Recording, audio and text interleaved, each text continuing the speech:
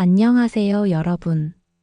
오늘은 저희 할머니한테 들은 정말 통쾌한 얘기를 해드리려고 해요. 할머니가 젊었을 때, 그러니까 새댁이었을 때 겪으신 일인데, 진짜 속이 시원해지는 복수 이야기거든요. 끝까지 들어주실 거죠? 어제 할머니랑 차 마시면서 이런 얘기를 하시더라고요. 미나야, 세상에는 못된 사람들이 있단다.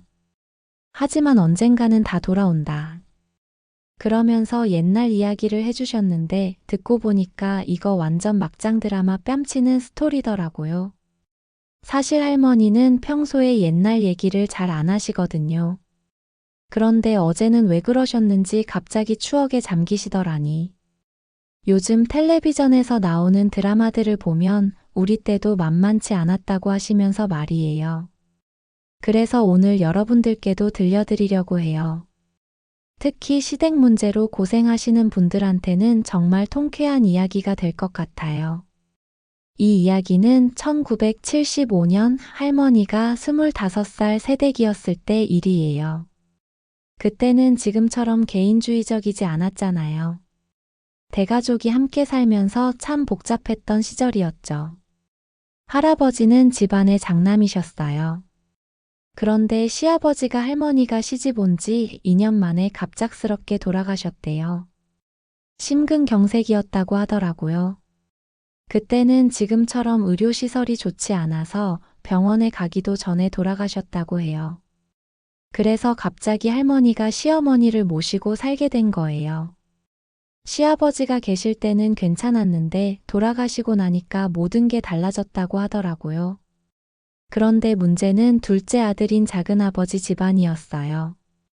작은아버지는 사업을 한다고 서울로 올라가 살았고 그 부인 그러니까 작은어머니가 정말 할머니 표현으로는 독사보다 못한 년이었다고 하더라고요. 할머니가 말씀하시길 작은어머니는 키도 크고 예쁘장하게 생겼는데 성격이 완전 악독했대요. 그때는 시골에서 그런 미인을 보기 힘들었으니까 동네에서도 소문이 날 정도였다고 해요. 하지만 겉모습과 달리 성격은 정말 악독했대요.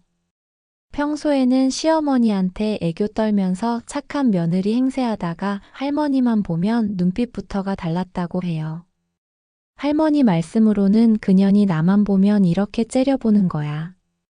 마치 내가 자기 돈이라도 훔쳐간 것처럼 말이다. 진짜 소름 돋죠? 그런데 이게 시작일 뿐이었어요.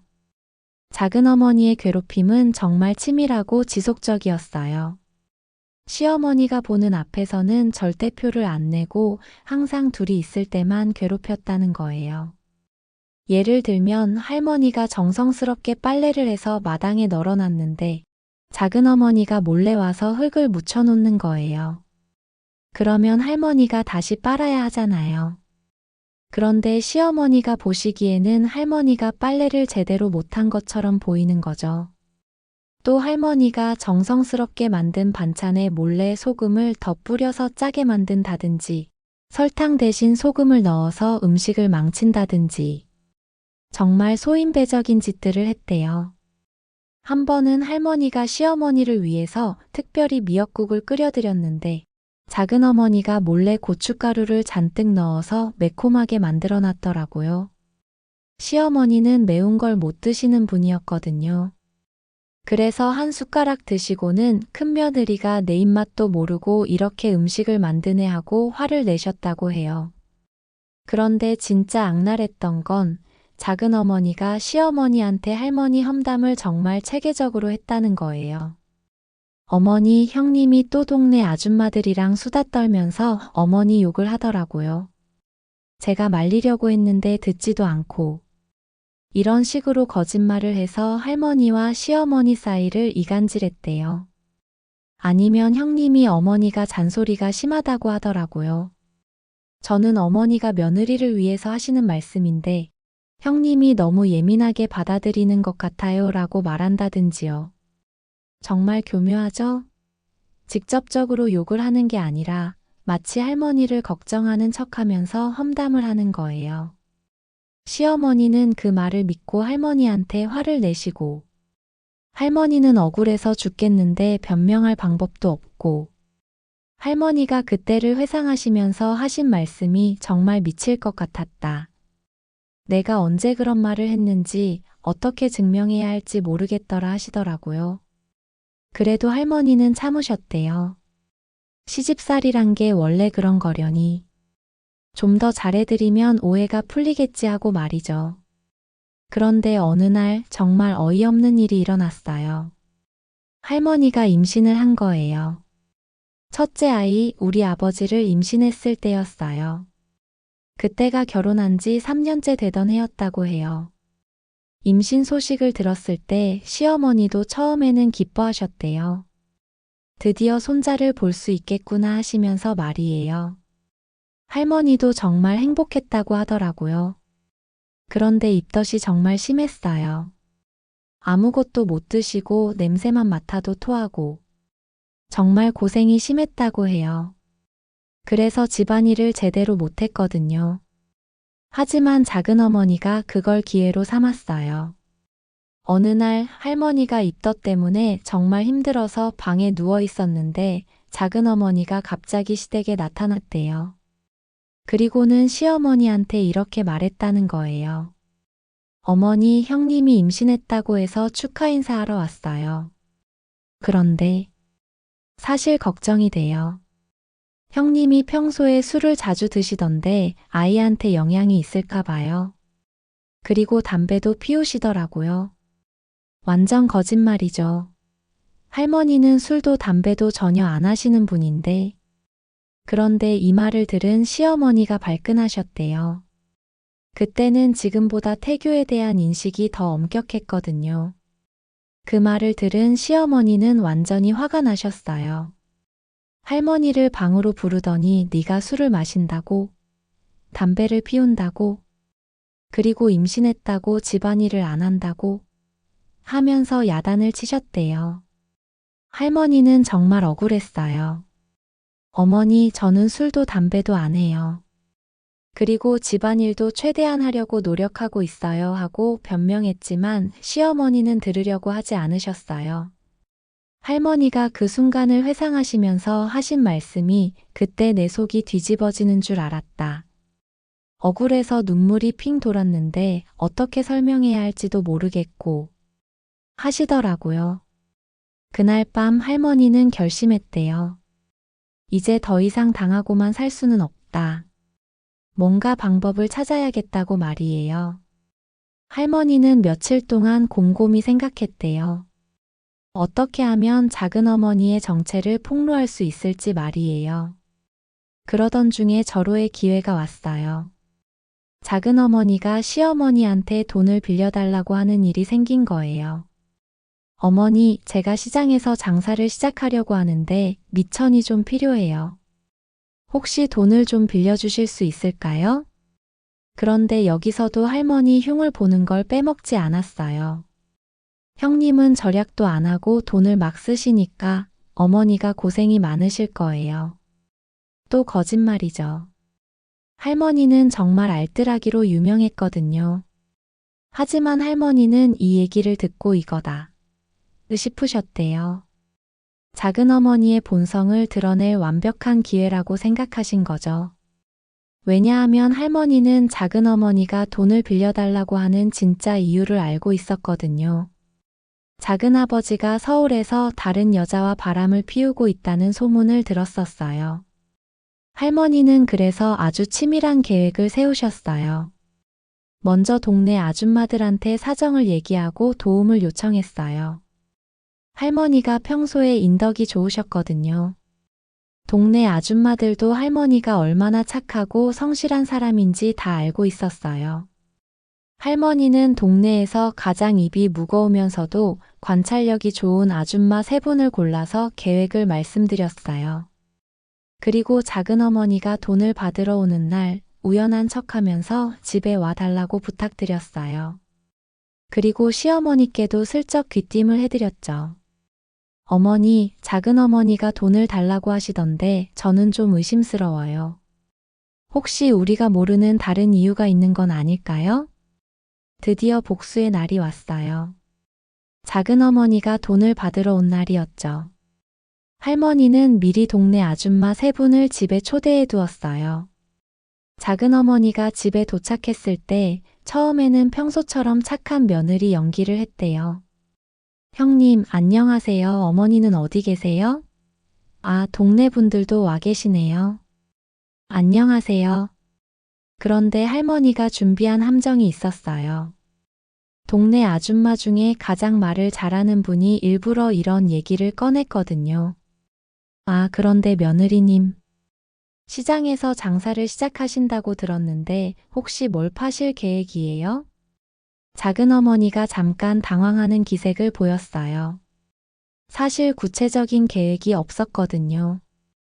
아, 그게 옷을 팔까 생각하고 있어요. 그랬더니 다른 아줌마가 또 질문을 했어요. 어머, 그럼 어디서 파실 계획이에요? 시장에 자리 잡기가 쉽지 않을 텐데. 그때부터 작은 어머니가 말을 바꾸기 시작했어요. 처음에는 옷이라고 했다가 나중에는 화장품이라고 하고 또 나중에는 액세서리라고 하고 계속 말이 바뀌는 거예요. 할머니는 그때를 기다렸다가 결정적인 한 방을 날렸어요. 아, 그런데 작은 어머니. 지난번에 어머니한테 제가 술을 마신다고 하셨다면서요? 저는 술을 전혀 못 마시는데 언제 그런 모습을 보셨는지 궁금하네요. 작은 어머니 얼굴이 순간 굳어졌어요. 예상하지 못한 공격이었거든요. 그런데 할머니는 거기서 멈추지 않았어요. 그리고 제가 동네에서 어머니 욕을 한다고도 하셨다는데 혹시 언제 어디서 그런 얘기를 들으셨는지요? 저는 어머니를 정말 존경하는데 동네 아줌마들이 이때 맞장구를 치기 시작했어요. 맞아요. 우리 동네에서 며느리님만큼 효녀도 없는데요. 아, 시어머니 욕을 했다고요? 우리가 언제 그런 얘기 들었나요? 오히려 시어머니 자랑만 하시던데요. 작은 어머니 얼굴이 점점 더 새하얘졌어요. 할머니가 또 한 방을 날렸어요. 그리고 제가 담배를 피운다고도 하셨다는데 여기 계신 분들이 증인이에요. 제가 언제 담배를 피우는 모습을 보셨나요? 동네 아줌마 중 한 분이 크게 웃으면서 말했어요. 어머, 며느리님이 담배를 피워요? 그럼 저는 뭐예요? 며느리님은 담배 냄새도 못 맡으시는 분인데. 작은 어머니는 완전히 당황해서 변명을 시작했어요. 아, 제가 잘못 본 것 같아요. 이때 시어머니가 방에서 나오셨어요. 지금까지의 대화를 다 듣고 계셨던 거예요. 시어머니의 표정이 심상치 않았어요. 할머니는 이때가 기회라고 생각하고 준비한 마지막 카드를 꺼냈어요. 작은 어머니, 돈이 필요한 진짜 이유가 따로 있으시죠?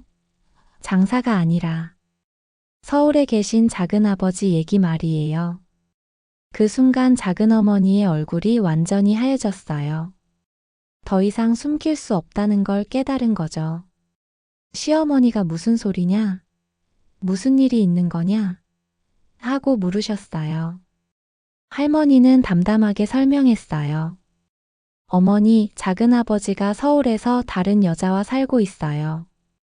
그래서 작은 어머니가 그 문제를 해결하려고 돈이 필요한 거예요. 장사는 핑계고요. 시어머니는 충격을 받으셨어요. 그게 정말이냐? 하고 작은 어머니한테 물으셨어요. 작은 어머니는 더 이상 거짓말을 할 수 없었어요. 결국 울면서 실토했어요. 죄송해요, 어머니. 정말 죄송해요. 시어머니는 더욱 화가 나셨어요. 그럼 지금까지 큰며느리를 그렇게 모함한 것도 다 거짓말이었단 말이냐? 할머니가 마지막으로 말했어요.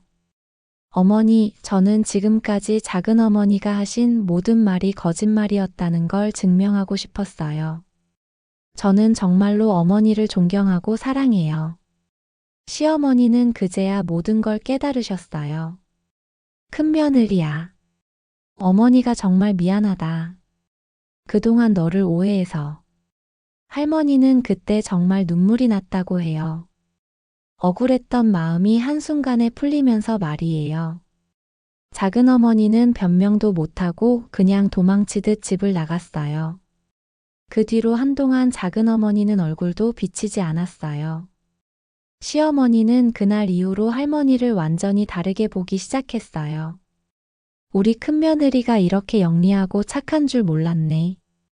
그동안 오해해서 정말 미안했다고 하시면서 할머니를 더욱 아껴주셨대요. 할머니가 그때를 회상하시면서 하신 말씀이 정말 인상 깊었어요. 미나야, 나쁜 사람들은 언젠가는 자기 꼬리를 밟게 되어 있다. 그러니까 억울해도 참고 기다려라. 대신 가만히만 있지 말고 지혜롭게 대응해야 한다.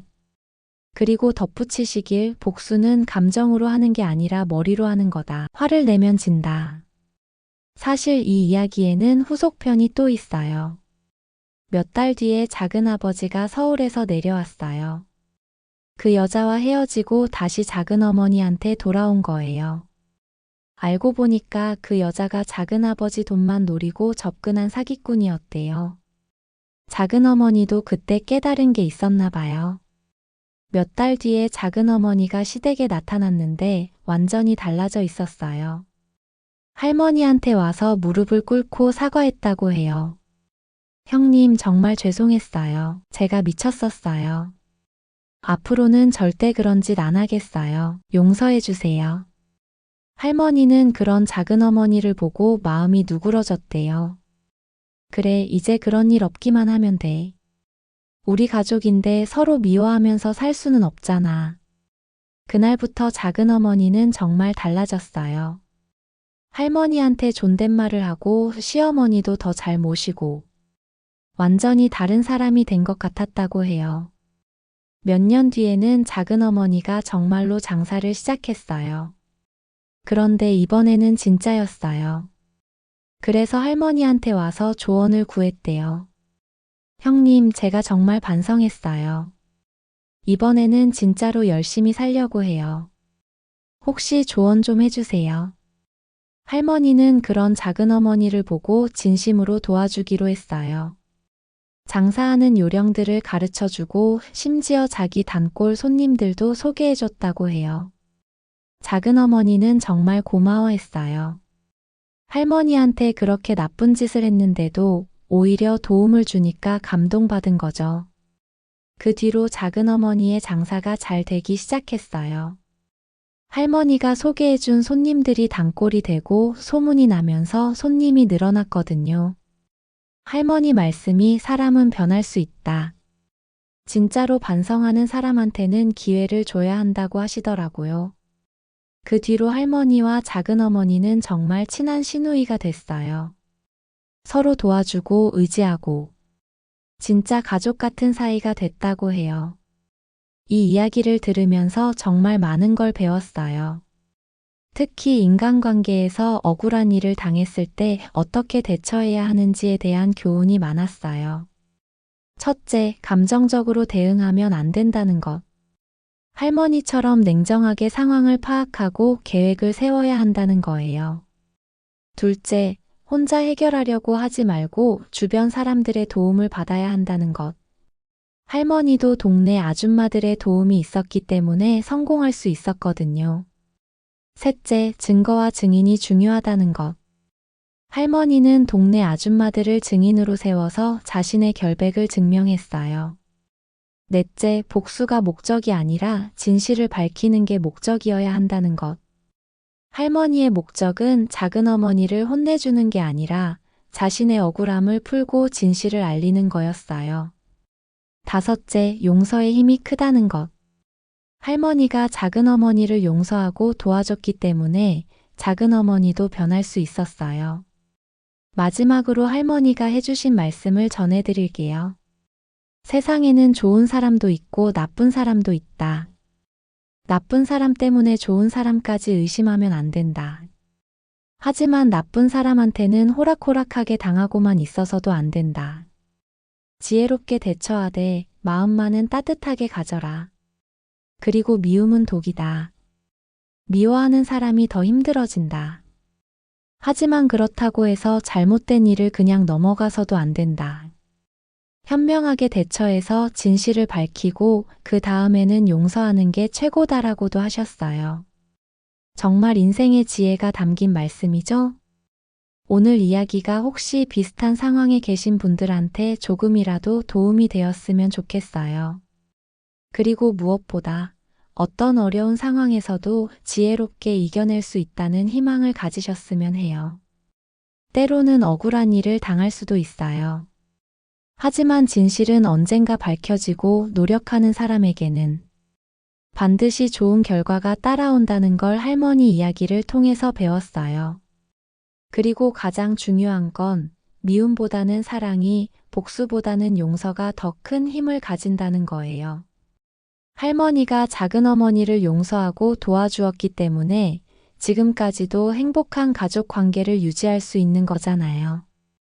할머니는 지금도 건강하게 지내고 계시고요. 가끔씩 이런 옛날 이야기를 들려주세요. 작은 어머니와도 여전히 좋은 관계를 유지하고 계시고 서로 자녀들 자랑도 하고 손자, 손녀들 이야기도 나누신다고 해요. 다음에도 할머니의 재미있는 이야기가 있으면 또 들려드릴게요. 할머니는 정말 이야기꾼이세요. 어떤 얘기든 재미있게 해주시거든요. 그럼 오늘은 여기서 마무리할게요. 긴 이야기 끝까지 들어주셔서 정말 감사합니다. 여러분도 힘든 일이 있을 때 할머니의 지혜를 기억해 주세요. 저희 할머니가 들려준 이야기 재미있으셨나요?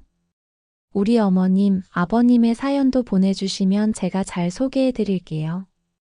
내용이 좋으셨다면 구독, 좋아요 눌러주시고 자주 놀러와 주세요. 늘 행복하고 건강하시길 바랍니다.